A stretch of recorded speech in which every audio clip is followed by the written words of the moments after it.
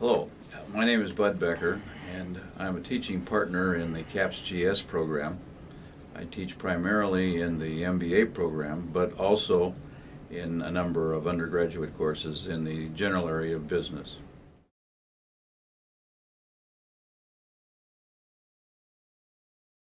In today's world, there are so many ideas that are competing for the attention of the minds of our students that I believe that as effective teachers, we have to use techniques that allow us to break through all that noise and allow their minds to focus very directly on the material that we have.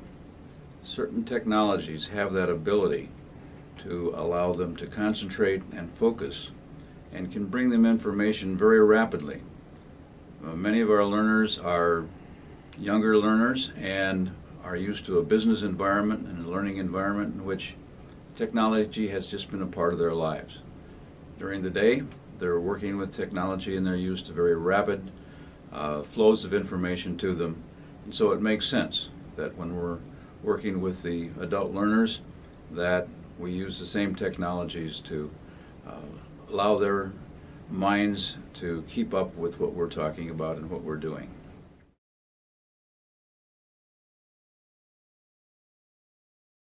First, we try to give our learners instant access to the degree that we can to the materials that we have.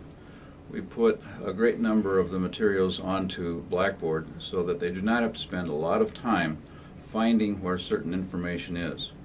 For example, we'll put podcasts on so that they can take down that information and use it during the day when they're traveling, or we'll have streaming video attached to the Blackboard site so that they can get the information very quickly. We also use narrated PowerPoints that allow the lectures literally to be delivered offline. So that allows us to use the classroom time more effectively for in-class discussions and interactive projects that use the information rather than spending the time just on the lecture themselves. We use a number of interactive projects. We use modeling so that they can look at alternate scenarios of a given situation, doing some modeling that allows them to come to conclusions very rapidly. And we also are beginning to use some audience response systems. The audience response system allows the learner to understand the general consensus on a given subject among other members of the cohort almost instantly. And that allows them to process that information and get a better idea of what the entire group is thinking, and then we can move on in the discussion far faster than if we had to collect the information in a traditional form. One of the other uses that we make of the technology is feedback. The learners, of course, want feedback quickly regarding their written work and material they've submitted, and by using some spreadsheets particularly, we're able to give them far more detail and very rapidly, and they seem to appreciate getting that information back very quickly. We also use assessments that allow them to measure themselves against the characteristics, for example, a leadership style, a management style, and it allows them to get instant feedback and also to see themselves as a part of the cohort and where they stand and determine their relative position with respect to their fellow learners. Of course, with our interest in online learning and the hybrid environments, the ability to communicate with distant learners is a wonderful capability. And so by using some of the technology, regardless of where the learner is, we can have simultaneous audio and visual contact with that learner and basically continue the discussion as if we were together in a classroom. And this has proved very, very useful to the learners, particularly in the remote locations.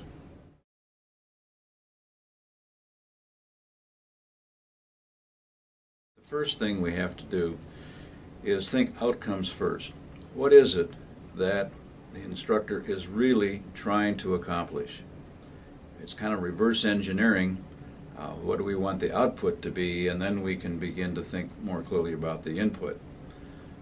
On the other hand, sometimes we don't know exactly what we can achieve when we're not familiar with the technology. So I often recommend that people what I would say is immerse themselves in the literature. Just begin to look at a large number of options and look at the different techniques that are available, talk to other people about what they're using. But by all means, attend many of the very short courses that are offered by the university's technical department. And by spending an hour, you can get a very quick understanding of what this technology is, what its capability is, and then try it. Start small, do one project, and begin to get comfortable with the technology, and then you'll find that you'll want to expand that project. And over a period of time, you'll become comfortable with it, and you'll want to move on as you see possibilities. But you'll learn about the possibilities by diving in, and that's probably the best way to begin.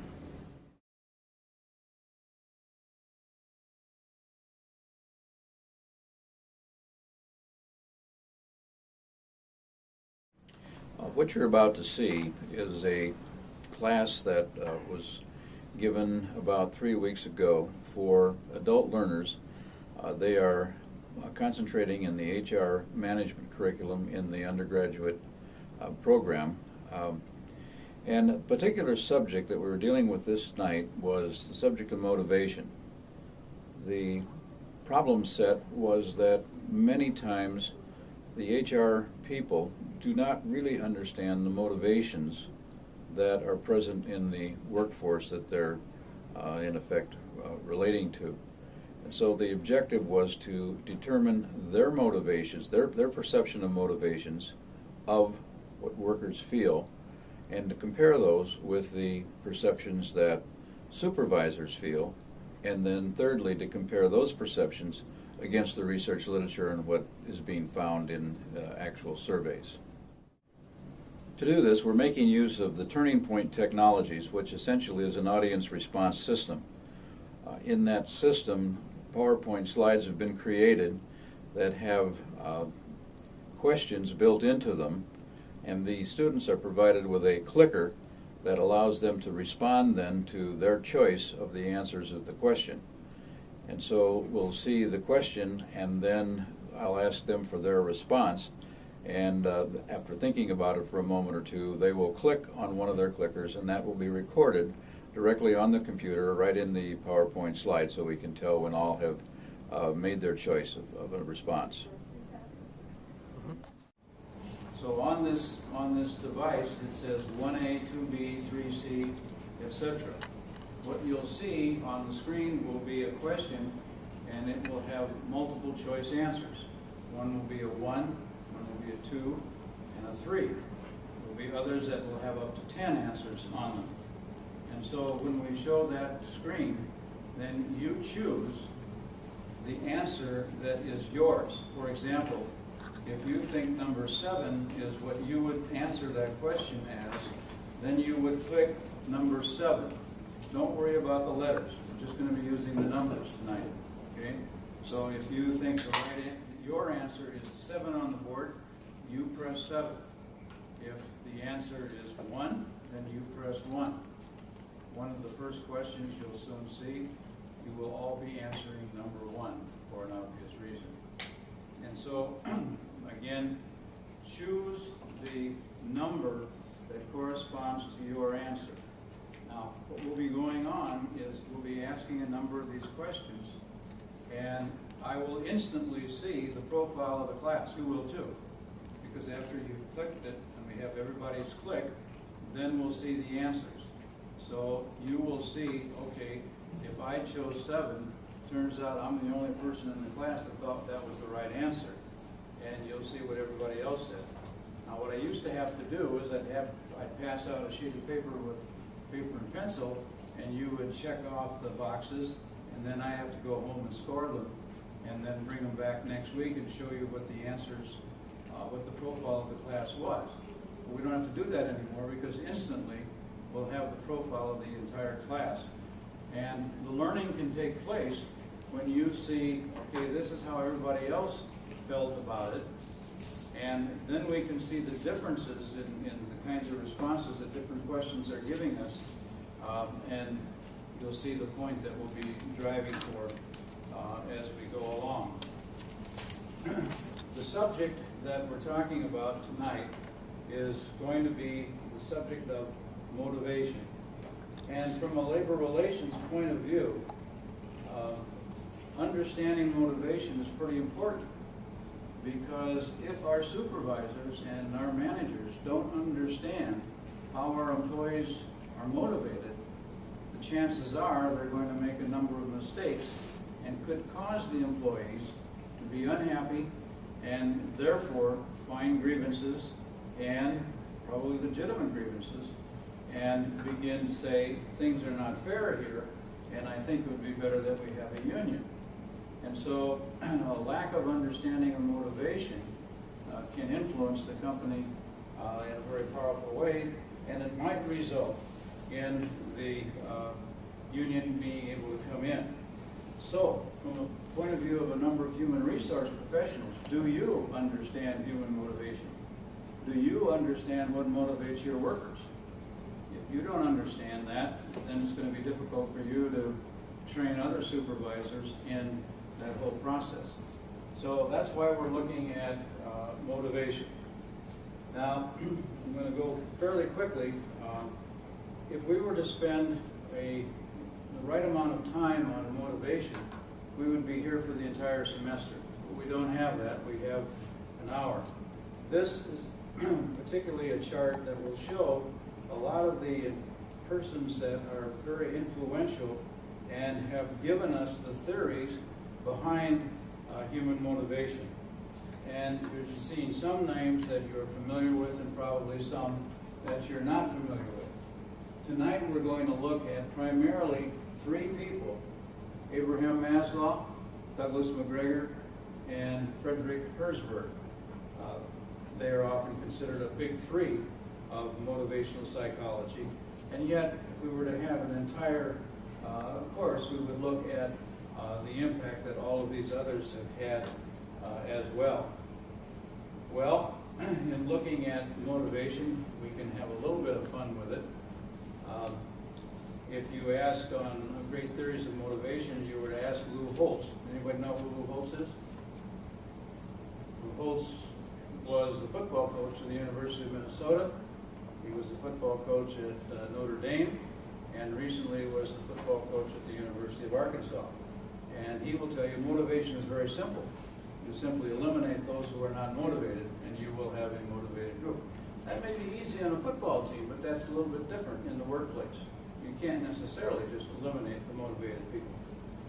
Paul Dietzel from Louisiana University says you can learn more character on the 2-yard line than anywhere else in life. Well, what's Dietzel saying? He's saying that adversity can bring out those that are truly motivated. And so oftentimes when there is adversity, we'll find those that are motivated. And finally, remember, Goliath was a 40-point favorite over David, and David still won. So we're going to look at some of these people and see what some of their theories are, and then let's see how well you understand or believe what some of these people are saying. What are your attitudes towards motivation? So again, looking at Maslow, Herzberg, and McGregor because of the time that we have tonight. First of all, motivation will break itself down into two main headings. One is intrinsic motivation, and the other is extrinsic. What do we mean by intrinsic motivation? What do you think that is? Classic motivational theories are Maslow, and tonight we're just going to talk about Herzberg and McGregor because of time. Do you remember Abraham Maslow? Anybody remember him? Yeah. Okay. Sometimes we think that old guys with beards like that who lived a long time ago don't have anything to say to us in today's world, but perhaps they do. Maslow was one of the first of the motivational psychologists that came along and in effect said that man has a series of needs, one on top of the other, and the motivation will be increased as we work our way up that line. To start with, he said, we have physiological needs. We have a need for air, food, and water. Would you agree? okay? If you are drowning in the ocean or in the lake, do you need a Mercedes or a lifeline? Obviously, you need a lifeline because air is more important than a Mercedes at that point in time. But let's assume we have air, food, and water. The next level that Maslow claimed is that we need security. By security, he means the absence of pain, safety, stability. And so we can recognize that maybe our employees have air, food, and water. The next thing that they really want is security. Is that reasonable? And we would agree that that's pretty reasonable, that people want that. But they don't need that until they're satisfied with air, food, and water. Again, that's a higher level need. Then the third level that Maslow tells us is what we call affiliation, or the feeling of belonging, prestige, or respect. How in your companies do you motivate employees with that? What do you do? Now, how do we bring that into the company? Okay, we can take our triangle, we'll reverse the triangle here, bring the level 1 down at the bottom. Basic physiological needs may equal a salary. In other words, employees expect a decent salary. All right? Does that motivate them completely? No. All right? The next level, we said, Maslow said, was the security needs. People want some job security or physical safety. After that, they want friends in the workroom. Why do we have a bowling club? Or book clubs? Or any other kind of clubs in the company? People have a need for affiliation and a feeling of belonging and working with other people. After that comes esteem needs. How do we translate that? That may become a job title, which gives them a feeling of importance. You go into a bank, and what's just about everybody in the bank? What's the title of everybody in the bank? What? Lots of people in the banks are vice presidents. Okay? As you, as somebody coming into the bank, if someone says, just a minute, I'll get one of our vice presidents to deal with you, you feel pretty good. Because the vice president is going to be talking to you. And you feel that that person is fairly important. So banks use that very great deal. And then, very importantly, that top level, self-actualization need. How does that translate into the workplace? A challenging job or an exciting climate.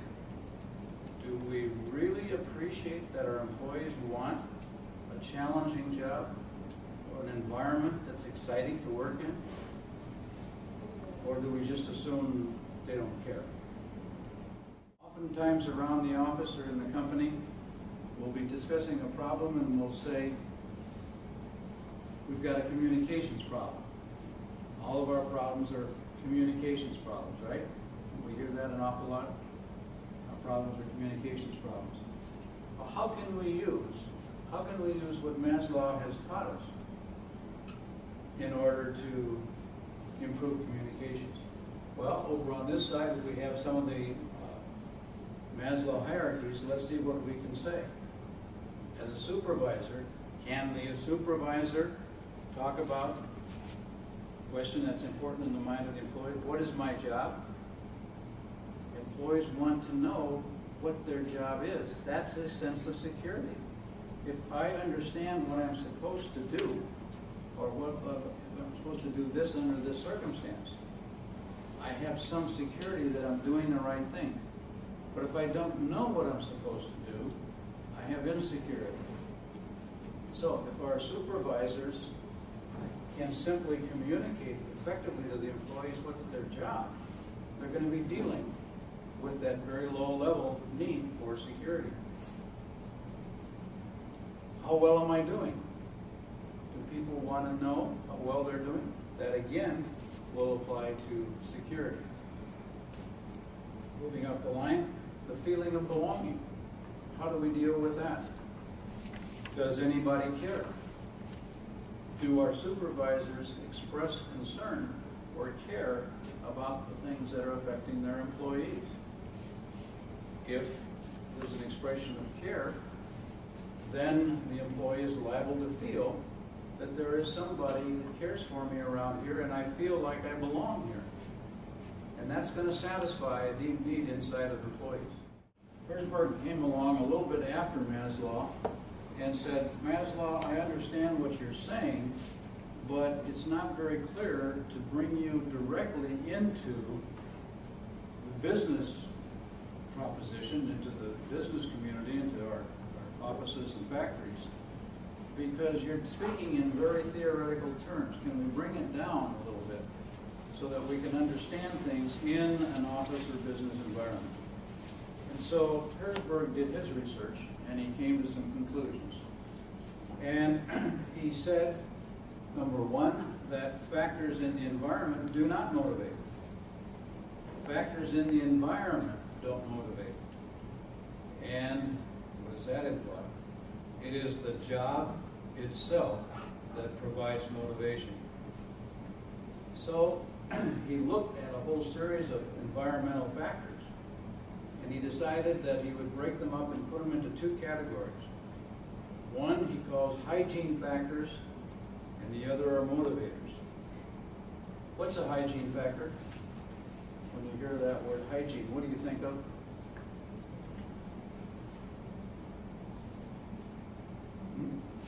What's hygiene mean? Clean. Clean? Okay. It's protecting you, it's clean, it's protecting you against germs or something like that. Well, when you get up in the morning, now we're talking about motivators here.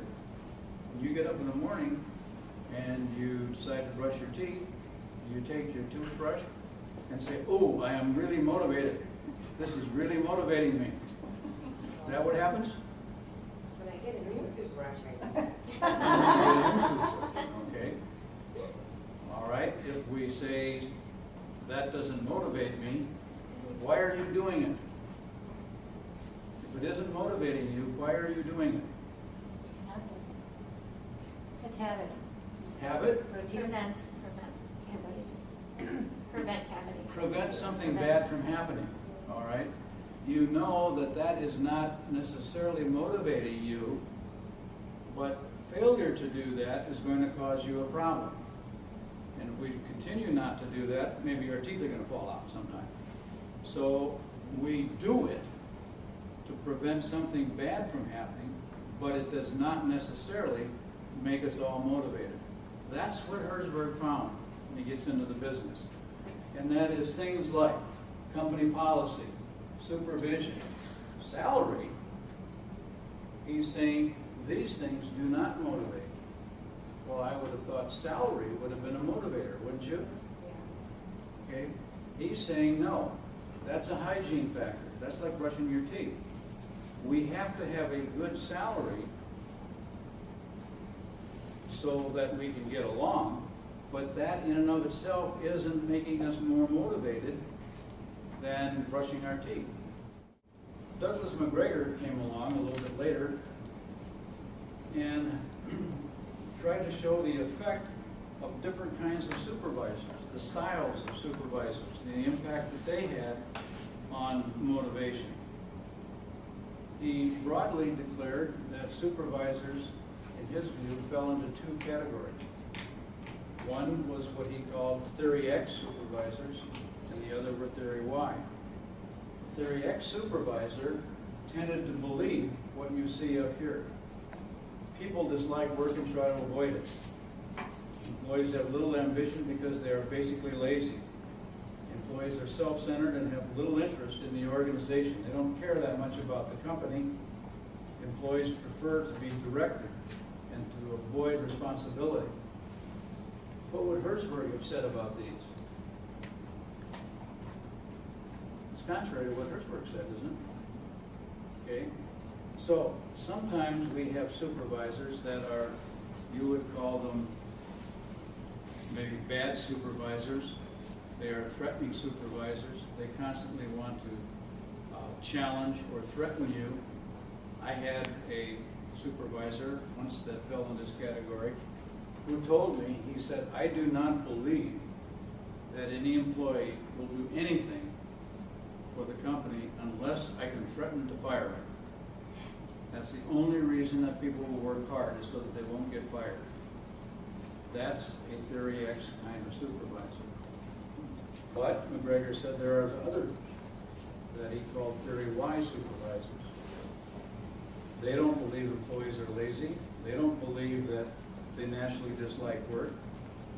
They believe that their employees can be internally motivated to reach objectives, and that employees can be committed to goals to the degree that they can receive personal rewards when they reach their objectives.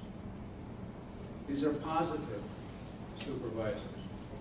And so we've learned in our training programs in companies that we want to discourage Theory X behavior and encourage Theory Y behavior. Now, we got to see where all this is going in just a minute.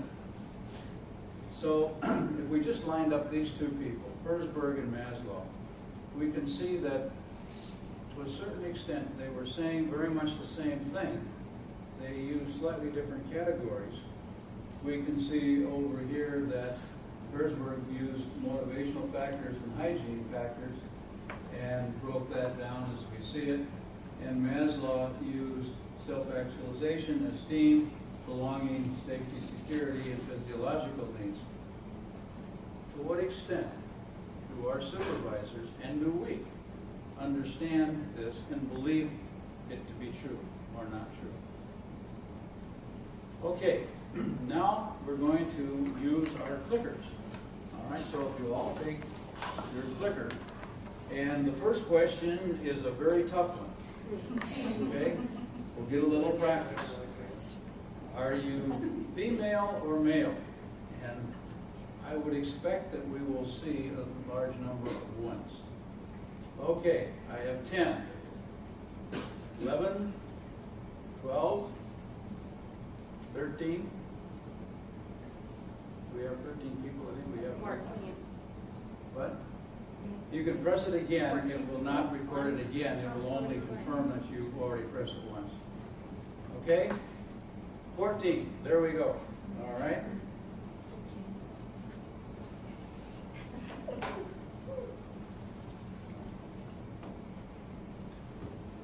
All right, it worked. All right? The answer came back, 100% of you are female. And I would confirm that that was the correct answer. Okay, now it's going to get a little different. In what sector of the economy do you work? Are you in private business or in government or in social services of some kind? So go ahead and fire your clicker. I have 12. Now I have 14. Okay. All right. 93% of you report that you're in private business. No one is in government, and 7% of you are in social services. See the way this is working? All right, now we're going to go on a little bit. How many years of experience in these organizations do you have? Less than 10 or more than 10? What do you think your supervisor would rate as the most important importance of these factors in terms of motivation? If you were to ask your supervisors, what would they say would be the most important motivator of all these? So you got one choice. So 29% of you said full appreciation of work done. Okay? The next highest was 21%. 6, 6. You said that good working conditions. Your supervisors thought that that was the most motivational aspect. What did Herzberg say about working conditions? Was it a motivator or a hygienic factor? Hygienic. We have to have them. Not having good working conditions is bad, but they in themselves are not motivators. Okay? So if this is true, your supervisors don't understand motivation the way Herzberg would explain it, at least, all right? So let's look at something else. After 21%, we have 2 at 14%. It would be 3 and 4. Okay, promotion and growth in the organization and good wages came in 3rd or 4th. Does that surprise anybody? And take a look at the results of a big survey that was done. Number 1 was what? Interesting work. Okay? The number 1 that employees said that was the best motivational factor was interesting work. How close were we on that? At one point it was 14% said that. That's what they claimed was number 1. Now, is this going to change with the economic conditions? This was taken a couple of years ago, admittedly. And maybe today, with the recession, etc., maybe security would move. After all, Maslow said things are going to go up and down and change. So maybe back when things were much better, they felt this way. Maybe they feel a little differently now. But at least when things were good, they said interesting work was number 1. Number 2, what was number 2? Full appreciation for work done. Doesn't that tie pretty closely with Maslow said? Very, very closely. Number 3, a feeling of being in on things. Same thing. The higher level Maslow needs are what employees are telling us is motivating them. Do we understand that? And what human resource decisions are you making? And are you making them based on reality or what you think is true? A recent survey done not too long ago, I think sort of corroborates this. This is a fairly sophisticated survey. It was done by the Towers Perrin organization, and many of you know of Tower Perrin. They do an awful lot of research in the field of human resources and are consultants to a lot of companies. And they did a survey recently on the 10 key drivers of engagement across the various quadrants. And to what extent was pay a driver of engagement, to what extent was benefits, the work environment, and learning and development. And as you can see from this, the number 1 was the reputation in the job market as a good employer. They wanted to feel good about working for a well-recognized company. Teamwork. 3 jumped up to clarifying what the company expects and what you can expect in return. Very much like we saw with Maslow in what is my job? Do employees understand what their job is? 4, providing recognition for talented employees.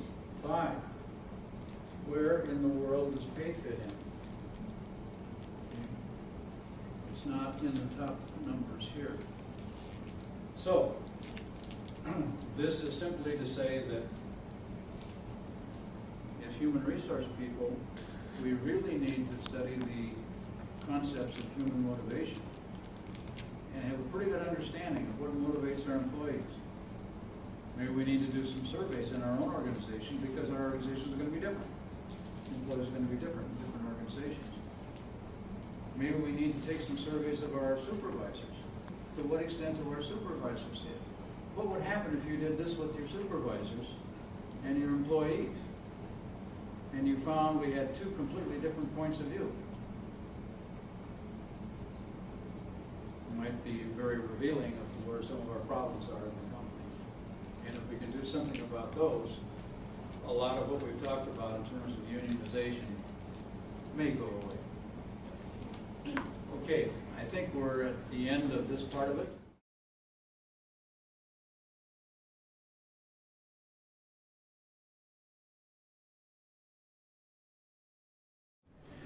I felt that this particular class went quite well. I've used this technology a number of times. In this case, the class knew that they were being photographed, so I'm sure they were conscious of that. The class was quite interested in using the technology. In fact, after the class was over, a number of them asked me if they could do it again. On one of the written assignments afterwards, even though the question was not related to technology, a number of them wrote that they would like to use this from time to time, purely unsolicited.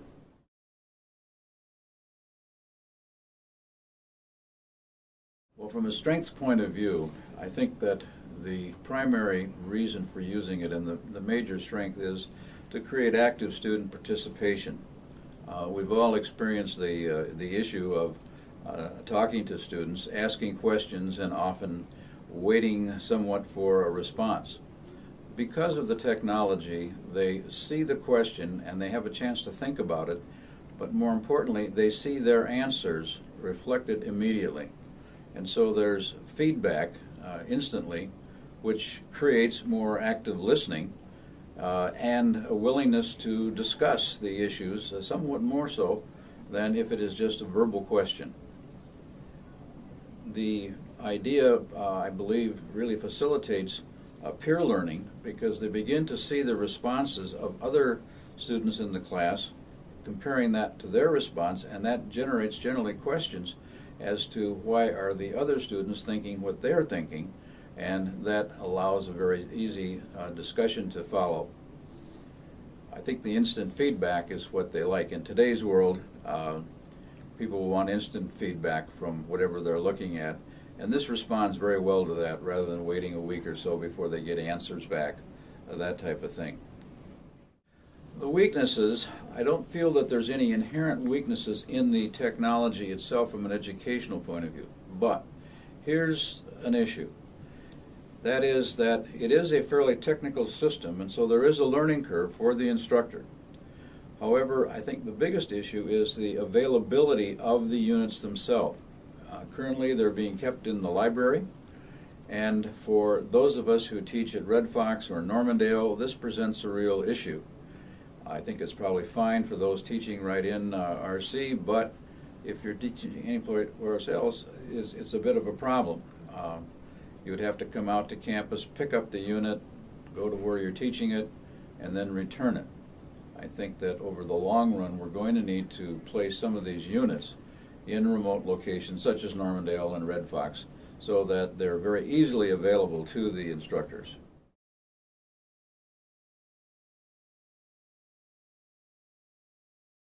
Well, in thinking about that question, I came to the realization that using Turning Point particularly causes me to examine more closely exactly what it is I'm trying to do. If I'm going to use the system, I've got to design the questions, and I've got to think in terms of the way they'll respond to the questions. All of this process causes me to think better, I believe, as to the question I'm going to ask and why I'm going to ask that question. And then I'm going to know what am I going to do with the answers, because the answers are going to be flashed on the screen immediately, and where do we go from there? So in terms of a layout and planning, I think it really is encouraging me, if not forcing me, to think better about questions and planning as to what it is that we're really trying to accomplish with the discourse in the classroom.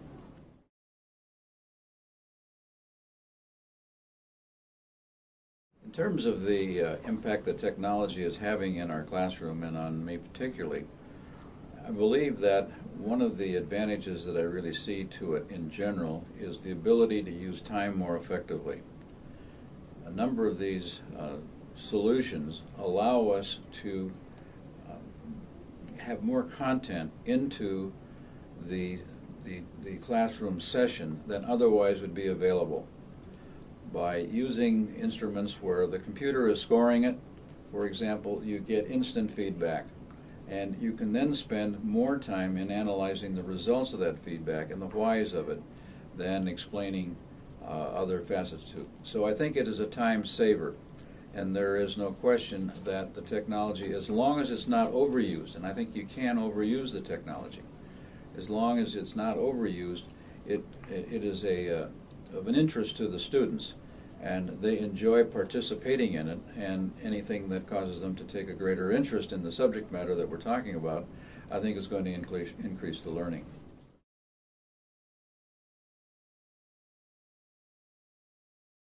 In terms of thinking out of the box, I believe that technology in general forces me to think about alternatives to my teaching plan or my lesson plan. I'm able to say, well, now how would this go over if we did it this way? What would be the effect if we use that?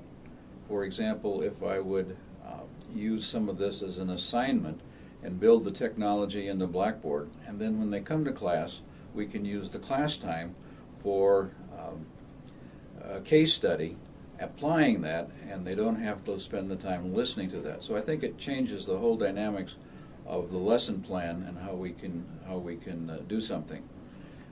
In terms of time saved, I think one illustration of that is by building some of the assessments that we're using, computer-based assessments, right into Blackboard so that they can take them outside of class, and then we spend the time in class doing something else. Or, as actually is going to take place tonight, we will be using a computer-based assessment in class, but the feedback will be instant and will allow us to continue the discussion of that in a greater depth and in more time than we'd otherwise have. What we're beginning to do now is to take our PowerPoints that we are so familiar with and narrate our, if you will, lecture into the PowerPoints and take them offline and assign the students to listen to the PowerPoints offline. When we then get to class, we have the opportunity to spend far more time on a higher level of thinking, such as the analysis of a case, where they begin to apply what they've learned directly to the situation. Now, one of the features that we're adding to that is that during the narrated PowerPoint, we'll interject a quiz that can be done right on Blackboard. So while they're watching the PowerPoints directly on Blackboard, they can then respond to a quiz that assures us that in fact the content is being covered. So in the event it's not being completely well understood, when we then get to class, we only need to concentrate on that part that requires a little bit more discussion. And so by doing this, we then can, as I mentioned, spend more time in class on higher level activities rather than just the delivering of information.